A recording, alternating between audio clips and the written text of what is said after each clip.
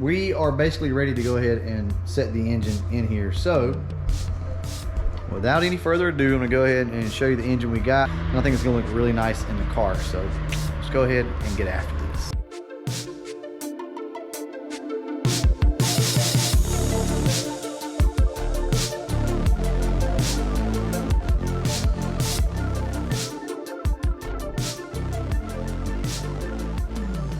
All right, so let's go over this thing real quick. So obviously we painted basically the whole engine red, and all of our accessories up top are pretty much just, you know, gray, silver, black, stuff like that. But what this is a 306. This is a new Holley Systemax intake. This is one of my favorite intakes, guys. I absolutely love these things. I just like the way they look. They're so like bulbous, and I don't know, they just look badass. But that's a lot of intake, I will tell you. Look at the clearance right here. There is hardly any. It's also not bolted down though. Once we bolt it down, it'll be good. We just cleaned everything up as best we could and painted what we could. The valve covers have been painted to match the car. Other than that, that's pretty much it. This front bracket up here as well. So guys, that's it. There's not much to show you here. 24-pound injectors, trick flow stage 1 camshaft. All right, so I'm just gonna put you in a time lapse. This shouldn't take but a few minutes, hopefully, to go ahead and get this engine over in the car. We're gonna have to shuffle some things around. So I'll pick back up with a time lapse. We'll go ahead and get this thing in the car. See you then.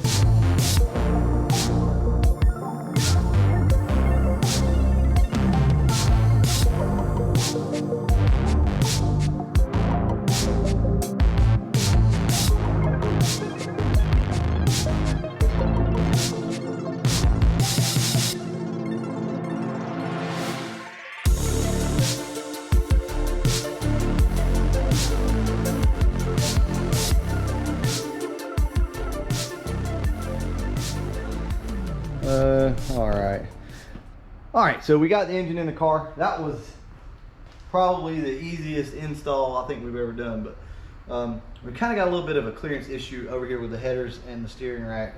It's gonna be close anyway, so we're gonna go ahead and tighten everything up, the motor, and see how close it is. Might have to massage some, that's what I say on the internet. Yeah, on the interwebs.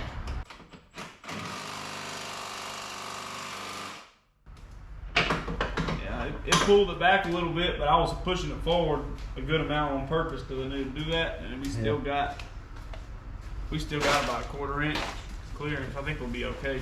Okay, so it's gonna be tight down here, guys. At the steering rack back and forth a little bit. Yeah, but as long as we got enough, we can always come in, dent the header tube a little bit if we need to. I think the transmission will push it up a little bit. We put a cross member in it, we don't have no problem. Dude, I really do think those are 1 3/4 inches. They might be. I don't know. I don't know what they are. They just look big for whatever reason, but they're probably 1 5/8 inches.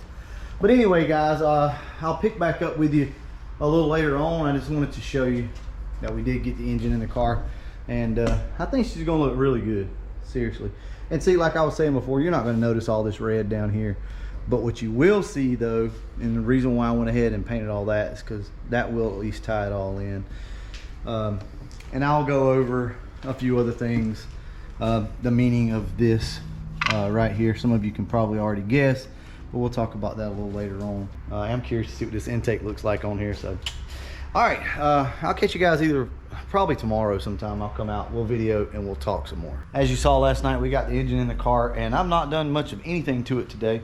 But what I do want to do is talk to you guys about what's coming up with this car and what to expect. So now that we got the engine in the car, really there's not a lot left to do other than go ahead and just obviously, you know, put the wiring harnesses and all that stuff back in. I'm waiting on the throttle body right now, so I can't do that, and I'm waiting on the converter.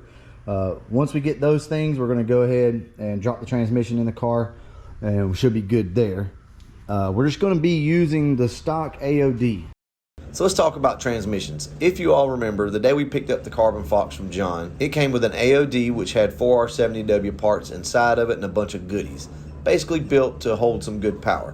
Well, just to be sure, I went ahead and sent that transmission and the transmission that came out of this car to my buddy Steven Grant. Awesome transmission guy. He's going to look over everything and make sure that we have all the parts that we're supposed to have. For right now, though, we're going to run the old AOD that came out of the Calypso. That transmission worked really good, so we're going to throw our new converter in that, try it all out, and here in the next 2 to 3 weeks, our other transmission should be back, whether it has to be built or it's good. Either way, we're going to go ahead and put that new transmission in the car. And of course, once we pulled the converter out of the new transmission, we realized it's a very nice TCI Street Fighter stall, but it's a 3500, and that's a little too much stall for what we want to do, so we will save that for a future build. Also, the new transmission had a hardened input shaft in it, so we will be using that. Let's go ahead and get back to the video. So this particular transmission is the one that came out of the convertible. I don't know if you guys remember, but when we were building the Calypso, I needed an engine and transmission combo, and I found an AOD, so that's what we got. Took it out of the car, put it in the Calypso, and this thing actually ran really good. As a matter of fact, to this day, Andrew still thinks that this transmission has something done to it, but I think it's pretty much all stock. Maybe it's been rebuilt at some point. So we're going to put our precision converter in this thing, and we're going to go from there with it. All right. But after that, here's the plans. Here's what I want to do. Over here, if you look, you will see that this is also an AOD. Judging by what's going on here, I'm not 100% sure, but it looks like it's probably got a manual valve body, and they use this as some type of linkage setup for the shifter. I don't really know what's going on, but it's got a stock pan on it, so who knows. You never know with this type stuff. That's why you want to go ahead and send it off and get it checked. What are the future plans for this car? What are we going to do with it? Are we going to leave it NA? Are we going to put nitrous on it, turbo, supercharger? What's the deal? Well, I'm just going to be honest with you, because a lot of times I try to like keep this stuff kind of hidden in a sense, you know. My thoughts right now are this. I think we will get that transmission built, and then what we'll do is buy another supercharger set up for this car. Anyway, guys, as I showed you before, we got a lot of new parts waiting to go in. This is our all of our seat belt little plastic holder pieces, and a bezel kit, rebuild kit for in there. We got our trim piece. So my wife's been playing around with some sublimation. That's pretty cool. It's been hooking me up with all kinds of cool stuff. We also got new headlight switches. We just hadn't got around to all that. I got to save that for later. We are going to upgrade the radiator on this car at some point, and it needs a new condenser. I can already see that from here. We'll do a lot of these little upgrades as time goes on. Also, I want to show you guys something else. So in this package, this came from Neo Mustangs. I bought it from him. We have a 2.5-inch Pro Chamber. Yes. Oh, I'm so excited. If y'all know me, you know I love Pro Chambers. Papa T's car out here has a Pro Chamber on it.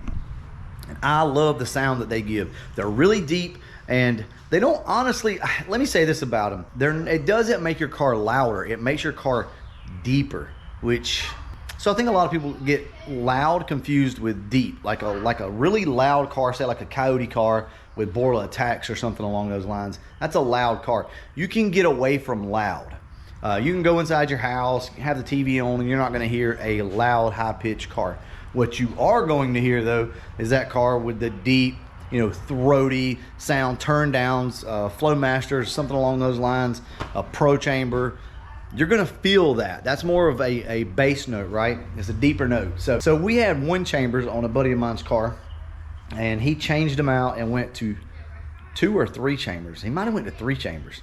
And the car actually, you could hear it better with the 3 chambers on than you could the 1 chambers. Now the 1 chambers were louder standing by it, but from a distance, and like if you were sitting in your house or something, the car would just resonate so bad that you could hear it more with the 3 chambers. It may have been 2 chambers he went to, I can't remember. But either way, the opposite of what you might think. All right, well look, I'm gonna go ahead and wrap this one up, guys. Super excited to almost be done with this thing. I'm probably gonna plunk around with this and get some wiring harnesses and stuff like that hooked up tonight, but it's pretty straightforward from here, honestly. All right, I'm gonna go ahead and wrap this one up. And as always, thanks for watching.